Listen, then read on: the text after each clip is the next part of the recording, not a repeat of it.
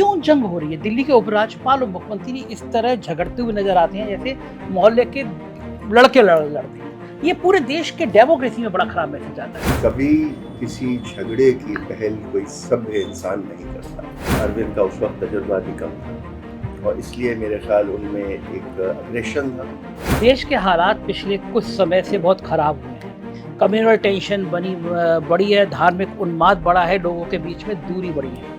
इस बीच में संघ प्रमुख मोहन भागवत आपसे मुलाकात करते हैं और पूरे देश में ये बात चर्चा का विषय होती है कि नजीब जंग और मोहन भागवत के बीच में कौन सी खिचड़ी पक रही है। कितनी देर गुफ्तगू रही होगी आपकी उनकी? 1 घंटा 45 एक मिनट। कोई छुपी हुई बात नहीं है। हमने कोई चीज बंद कमरे में छुप के की हो या किसी के कोई हमारी नीयत में कोई वो हो, ऐसा नहीं था। लोग कहते हैं, एक बड़ा तबका कहता है कि नजीब जंग जी को उपराज्यपाल नहीं राज्यपाल बनना है, इसीलिए वो संघ की पैरोकारी कर रहे हैं। इसलिए मुझे सरकार में इस वक्त काम करने की कोई इच्छा है नहीं।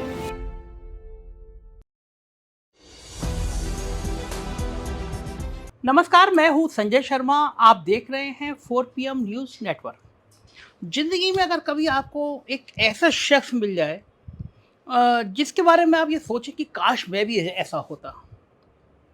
तकदीर वाले लोग होते हैं जिनको ऐसे शख्स मिला करते हैं। मैं 30-35 साल की ज़िंदगी में मैं दर्जनों IAS अफसरों से मिला हूँ। मेरे घर जैसे संबंध भी रहे हैं, दोस्त रहे हैं। लेकिन मैंने एक बेहतरीन IAS अफसर, उसके कई रूप, जिस शख्स से आज मैं मिलवाने जा रहा हूँ उसके जितने रूप हैं वो मैंने देखा नहीं। एक किताब है मेरे हाथ में, अभी बाद में जिक्र करूँगा। इस किताब का नाम है दीवाने गालिब और इसको भी एक IAS अफसर ने लिखा है।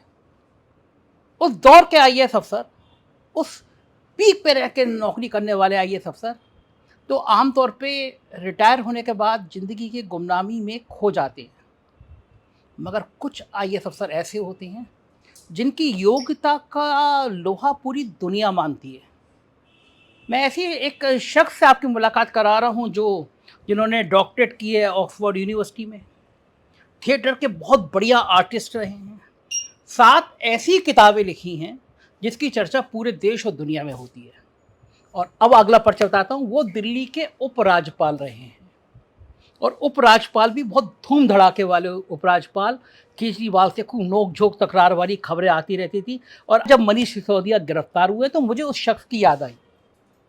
तो मैं अब ज़्यादा भूमिका ना बना के मैं आपको नजीब जंग साहब से मिलवाता हूँ जो मेरे साथ है। नजीब सर, बहुत बहुत शुक्रिया। आप ऐसे शख्स हैं ना जो हम लोगों के ख्वाब में रहा करते थे कि एक IAS अफसर, इतने पीक पे रहने वाला अफसर जो नाटक भी कर रहा है, जो किताबें भी लिख रहा है और अब आपकी ज़िंदगी किसी के लिए भी शोध का विषय है। में भी आप इतने एक्टिव हैं, इतने संगठन चला रहे हैं, ये सब कैसे करते हैं आप? आपने तारीफ जरा ज्यादा कर दी। इतनी इतनी ज़रूरत नहीं थी। नहीं भाई, कोई ऐसी ख़ास बात नहीं है। मेरा रिटायरमेंट होके भी अब 12-13 साल हो गए और उसके बाद मेरी खुशकिस्मती थी कि मुझे सरकार ने वाइस चांसलर बना दिया जामिया मिलिया इस्लामिया का, जो मैं समझता हूँ इतनी नौकरी की शायद सबसे अच्छा काम वही था। बच्चों को पढ़ाना, बच्चों के बीच में रहना, एक यूनिवर्सिटी चलाना, क्योंकि इंसान बच्चों की तकदीरें बदलता है। बिल्कुल। और तो उसमें एक बड़ा नायाब अवसर था। उसके बाद तकदीर ने करवट ली और एक सेकंड, आप जब वाइस चांसलर थे तब भी आप प्ले करते थे ना? एज वाइस चांसलर भी आपने वहाँ नाटक किया है ना? जामिया में बड़ी चर्चा है ना। आप अकबर, कोई एक नाटक बड़ा चर्चित हुआ था, आपको कौन सा था? वो उसका नाम तो अकबर सलीम था और मैंने अकबर का रोल उसमें किया। अकबर, आप लुक वाइज लगते भी थे स्मार्ट है ना। अच्छा, फिर आप बता रहे थे। फिर कुछ किस्मत ने दौर पकड़ा और यह बदला और मुझे दिल्ली का उपराज्यपाल बनाया, जहां मैं 4 साल 4.25 साल रहा। फिर मैंने रिज़ाइन कर दिया था क्योंकि मैं चाहता था कि वापस एकेडेमिया में जाऊं, बच्चों को पढ़ाऊं या बच्चों के साथ वक्त इस्तेमाल कर सकूं। और दूसरी बात ये भी थी कि मेरी 2 बेटियां हैं अमेरिका में, तो ग्रैंड चिल्ड्रन हैं, उनके साथ भी कुछ वक्त मिल सके। उपराज्यपाल रहते हुए तो ये मौका मिलता नहीं था, मतलब साल में अगर हफ्ते भर के लिए चले जाते थे तो बहुत था। तो अब इतने साल के बाद 2-3 चीज़ें कर रहा हूँ। एक यूनिवर्सिटी है, गुरु गोविंद सिंह यूनिवर्सिटी, उसमें एक प्रोफेसर का पद है। और वहीं हमने एक थिंक टैंक शुरू किया है जिसको आप रिसर्च सेंटर कह सकते हैं। ओके, किस किस विषय में करते हैं आप लोग रिसर्च? वो है Asian institute of advance studies. Okay. हम एशिया की जो मुख्तलिफ मुल्क हैं उन पे रिसर्च करेंगे, क्योंकि हमारे आपस के नेबर्स हैं, उनमें तो हमारे इख्तलाफात नहीं हैं, वो तो पॉलिटिक्स हो गई, लेकिन इसके अलावा पानी के इश्यूज़ हैं, एनवायरनमेंट के इश्यूज़ हैं, सोशल इश्यूज़ हैं, कास्ट इश्यूज़ हैं, इन सब पे रिसर्च करने का इरादा है। तो उसमें काफ़ी वक्त लग जाता है। और एक तीसरी चीज़ शुरू की थी जो मैंने आपसे जिक्र किया था कि जो मुल्क में वाद विवाद। हाँ, मैं अभी इस पे आऊँगा। पहले एक चीज़ और शुरुआत करना चाहता हूँ, चूँकि आज दिल्ली का माहौल बड़ा गर्म है और मैं आया भी इसीलिए था, मनीष सिसोदिया की गिरफ्तारी हुई है। आप जब थे तो ये आग आपकी लगाई हुई है, आप केजरीवाल जी को रोज़ टाइट किया करते थे। क्यों जंग हो रही है? दिल्ली के उपराज्यपाल और मुख्यमंत्री इस तरह झगड़ते हुए नजर आते हैं जैसे मोहल्ले के लड़के लड़ते हैं।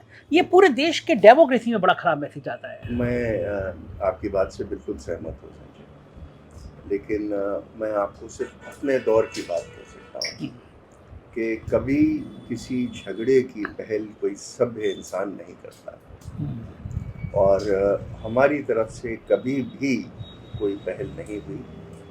हमने सिर्फ, मैं उनको अरविंद कहता था और अब भी अरविंद कहता हूँ, कि मैंने अरविंद को एक छोटे भाई की तरह देखा था और हमेशा उनको समझाने की कोशिश की थी कि कॉन्स्टिट्यूशन पे चलना बहुत ज़रूरी है। तो हमारा जो विवाद था वो केवल कॉन्स्टिट्यूशनल इश्यूज़ पे था कि अगर कोई चीज़ वो ऐसी करना चाहते थे जो मेरी नज़र में कॉन्स्टिट्यूशन के ख़िलाफ़ थी, तो मैं उसको रोकता था। अरविंद का उस वक्त तजुर्बा भी कम था और इसलिए मेरे ख़्याल उनमें एक अग्रेशन था, तो वही आपको एक विवाद के तौर पे दिखा। लेकिन ऐसी कोई बात नहीं थी कि बदमज़गी हो। आपको याद होगा कि मुझ पर तो बहुत टिप्पणी हुई थी कि पराठा डिप्लोमेसी हमने की थी, क्योंकि जब वो भूख हड़ताल पे बैठे थे और वो डायबिटिक हैं, तो मुझे भी चिंता थी कि दिल्ली का मुख्यमंत्री एक तो भूख हड़ताल पे बैठना नहीं चाहिए, हड़ताल पे ही नहीं बैठना चाहिए, और दूसरी बात ये कि उसकी सेहत पे कोई असर नहीं करना चाहिए। तो जब मुझे अगले दिन मौका मिला कि उनकी तबीयत निढाल है, तो हमने पहल की और फिर उनको खाना पहुंचाया, उनकी सेहत भी ठीक हुई और उन्होंने अपना अनशन भी तोड़ा। अब मैं आज के मुख्य मुद्दे पे आता हूँ नजीब साहब, जो जिस बात को लेकर पूरे देश में आपकी चर्चा हो रही है। देश के हालात पिछले कुछ समय से बहुत ख़राब हुए हैं। कम्युनल टेंशन बढ़ी है, धार्मिक उन्माद बढ़ा है, लोगों के बीच में दूरी बढ़ी है। इस बीच में संघ प्रमुख मोहन भागवत आपसे मुलाकात करते हैं और पूरे देश में ये बात चर्चा का विषय होती है कि नजीब जंग और मोहन भागवत के बीच में कौन सी खिचड़ी पक रही है। नहीं, भागवत साहब ने पहल नहीं की थी, पहल मैंने की थी। एक तो ये सच लोगों के सामने आना चाहिए। वो बहुत बड़े शख्स है और उनको कोई ज़रूरत नहीं है कि हम जैसे लोगों के लिए वो पहल करके बात करें। और मैंने ये पहल की थी एक चंद दोस्तों के साथ 2019 अगस्त में, क्योंकि हमने महसूस किया था कि हालात ठीक नहीं हैं, और यद्यपि संघ शायद पूरी हिंदू समाज को रिप्रेजेंट नहीं करता है, लेकिन एक शक्तिशाली ऑर्गेनाइजेशन है और बहुत लोगों को रिप्रेजेंट करता है, उनकी बात सुनी जाती है। और एक हद तक ये कहना भी गलत नहीं होगा कि सरकार में उनका हस्तक्षेप है और असर है। तो उसको मद्देनज़र रखते हुए हमने सोचा कि भागवत साहब से बात की जाए, और बहुत ही अच्छे वातावरण में बात हुई और कोई छुपी हुई बात नहीं थी। हमने अपनी बात ये रखी कि देश में मुसलमानों में एक खौफ है और ये वक्त है कि आपकी आवाज़ लोगों के बीच में जाए कि हिंदू समाज मुसलमान का बड़ा भाई है और मुसलमान की बहबूदी, उनकी भलाई आपकी भी जिम्मेदारी। ये बात उनके सामने हमने रखी थी और मैंने उनसे ये कहा था कि दो लोगों की आवाज़ें देखिए हिंदुस्तान भर में सुनी जाती है, एक आपकी आवाज़ है और एक प्रधानमंत्री जी की भी आवाज़ है। तो आपसे मेरा अनुरोध है कि आप ये स्टेटमेंट दें लोगों को कि आप बड़े भाई हैं। और उन्होंने मुझे आश्वासन दिया था कि मैं स्टेटमेंट दूंगा, और उसका नतीजा है कि आपने देखा कि 2021 में 22 में उन्होंने कई बातें भी की जो जो नई थी। मैंने उन्होंने ये भी कहा कि मुसलमानों के बिना हिंदुत्व का कोई अस्तित्व नहीं। उन्होंने ये भी कहा कि हर मस्जिद में आप शिवलिंग न ढूंढें। तो ये कुछ तो असर हुआ ही था।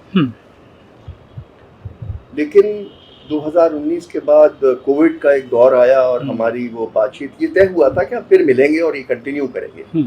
संजय जी, मैं आपको एक बात बताना चाहता हूँ कि लोग ये समझते हैं कि एक मुलाकात या 2 मुलाकात या 5 मुलाकातों में इतनी बड़ी बात का कोई हल निकल आएगा। हाँ। ये कोई बच्चों का खेल नहीं। इसमें 2 मुलाकातें होंगी या 25 मुलाकातें होंगी और क्या क्या सजेशन और सोल्यूशन निकलेंगे, ये तो देखने की बात है।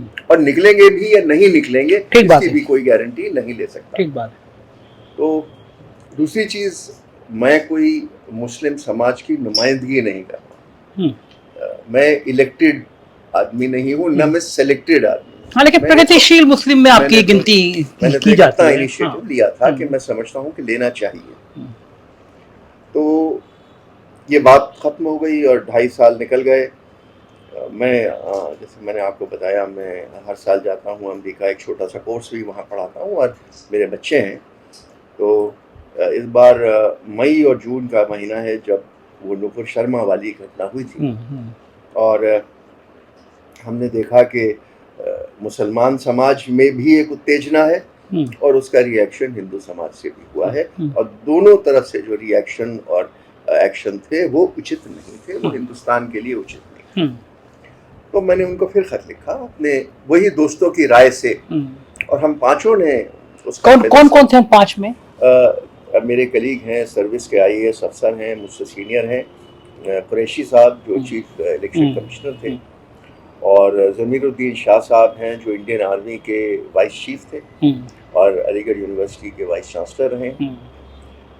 एक शाहिद सिद्दीकी साहब थे जो नई दुनिया अखबार चलाते थे, और सईद शेरवानी साहब हैं जो फिलांथ्रोपिस्ट हैं, सोशल वर्कर हैं, इंडस्ट्रियलिस्ट हैं। तो हम लोगों ने मिल के फिर ये खत लिखा। और जब आपकी मुलाकात की भागवत जी से तो आप 5 लोग साथ थे? हम 5 लोग। भागवत साहब ने हमें 1 महीने भर के अंदर वक्त दिया। उन्होंने ये कहा कि मैं जैसे ही दिल्ली आता हूँ आपसे मिलूंगा। कितनी देर गुफ्तगू रही होगी आपकी उनकी? 1 घंटा 45 मिनट, लगभग पौने 2 घंटे। फिर आपने दोबारा खत लिखा, फिर क्या हुआ? तो इसीलिए वही पौने 2 घंटे की बातचीत हुई उनसे। हम लोग गए वहाँ और फिर हमने अपनी बातें लिखी, उन्होंने अपनी बातें कही। हाँ। दोनों तरफ से गुफ्तगू हुई और हमने ये महसूस किया कि कुछ वाद विवाद जो है वो इतना गंभीर नहीं है कि सुलझाया नहीं जा सकता, और कुछ मुद्दे हैं जो ये आपको लगा कि गंभीर नहीं है या ये उनकी सोच थी कि गंभीर नहीं है? उनको भी लगा, हमको भी लगा कि कुछ मुद्दे ऐसे हैं जो हम आसानी से सुलझा सकते हैं। समाज के बीच में जाके कंफ्यूजन है, एक गलत फहमी है कि अगर मैं आपसे कोई बात कह दूं और मैं समझता हूँ कि उसकी गलत फहमी मैं आपसे जल्दी से दूर कर सकता हूँ तो वो हो जाता है। तो बहरहाल ये जब बातचीत हुई तो उन्होंने कहा कि भाई ये हम इस चीज़ को और बढ़ाएंगे, और इसको बढ़ाने के लिए उन्होंने अपने 4 नुमाइंदे का नाम दिया, बहुत सीनियर संघ के लोग, और हमने कहा कि हम लोग जाएंगे।